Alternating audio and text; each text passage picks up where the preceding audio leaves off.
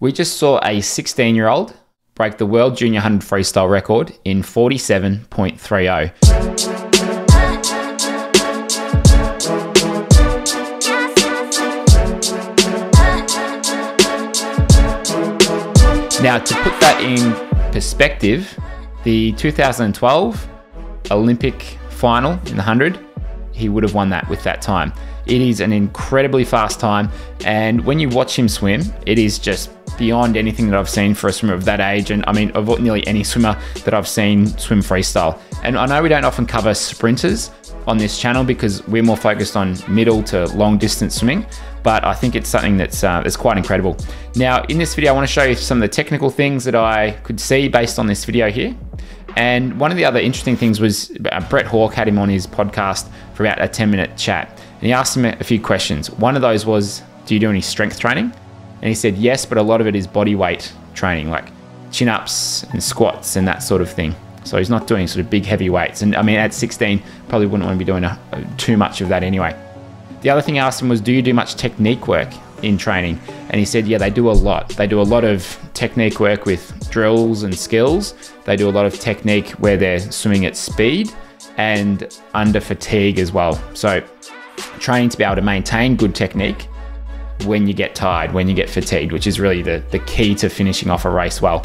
So he said his coach often comes up with drills on the spot to work on something that they're trying to fix, which I think is great because obviously we love the use of drills to help improve certain aspects of your stroke.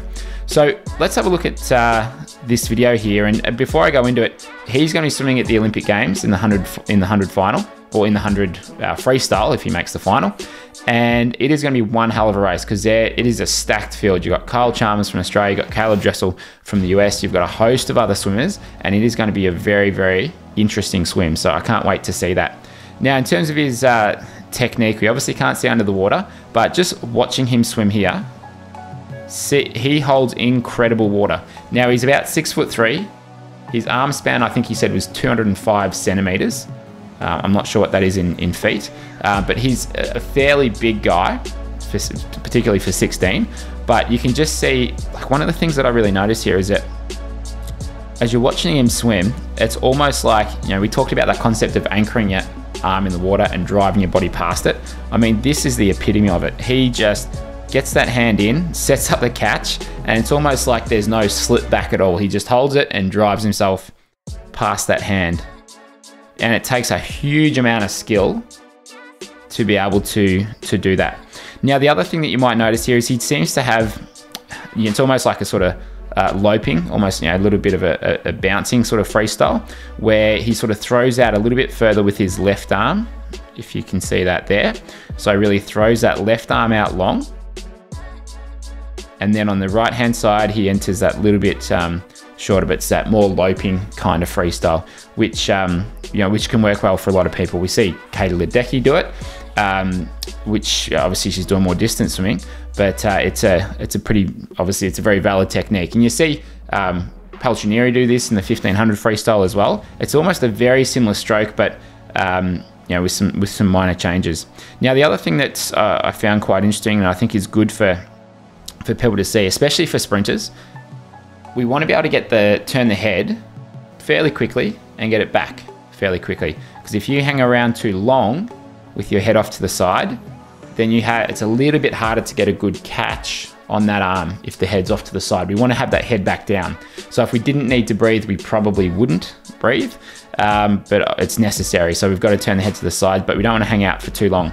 Now, I really like this timing. So you'll see that he throws this arm over, and almost before that hand's even entered, the head is starting to turn, right? So you can see there, the head's almost started to turn to the side, and it has before that hand enters. Now his hand is just entered, and he's actually looking to the side already. Now compare that to some of the swimmers that when I work with them in the beginning, we see it's enter, reach, head turns, and then they come back. It's too late by then. We've got to turn the head somewhat soon or somewhat quickly. Now it doesn't need to be this soon, but it does need to be, fairly early, because then he can get the head straight back down now, and it's before this arm's even sort of come over the top. So I thought that was quite interesting with his the timing of his breath. So he turns it very, very early. Now, and you also see that with Nathan Adrian. Now, he didn't make the Olympic team this year, but you know, for the past 3 Olympics, he's been right up there with the sprinting. So I thought that was quite interesting. The other thing is with that breathing position, you can see he's looking kind of straight to the side. He has a little bit of this lift of the head. And, you know, we talk about split vision breathing, where you want to try and keep part of that bottom goggle in the water, but it doesn't need to be half the head in, half the head out. If you're going easy, if you're going slow, that's great. But particularly at these high speeds, or if you're swimming open water, there's nothing wrong with, you know, having the head somewhat, you know, above the water, but just keep that bottom part of it in the water and look directly to the side. The other thing with the entry, now we often talk about fingers first entry, have that elbow somewhat, you know, up, and, you know, enter far enough away from the head where that's just the last little bit of reach that happens in the water.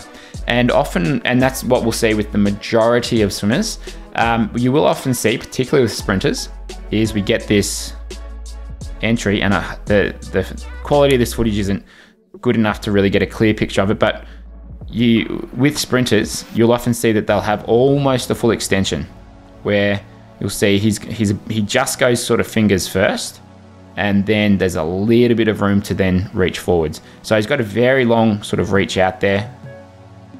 And here as well, he's about to go in, you know, fingers first there, but he's entering a fair way out in front. So he's not going super close to the head, and he's not going out and landing elbow first. It's just almost at very full extension. He's got a monstrous kick as well. Like he has got a very, very strong kick from what I can see here. And you'll just notice how high he sits in the water. Like the whole time, he's like, his back, his shoulders are sitting very, very high out of the water. So just great body position as well. Now the other sort of angle that we get here is from the front. So what we can gather from this shot here is we can get a little bit of a look at his recovery. And you'll see there, now, that's a really nice position. You know, sometimes we find that people try and come too high over the top of the water, hand really close to the body, and it jams them up a bit.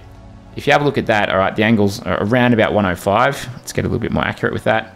So as he's coming through, yeah, 113 it says there. So the hand's kind of out to the side, the upper arm's up here, which is nice, and the elbow's pointing up to the sky, but that hand isn't coming super close to the body. So you don't need to come super close, especially if you're trying to get the arm over fairly quickly, you know, like he is at this speed.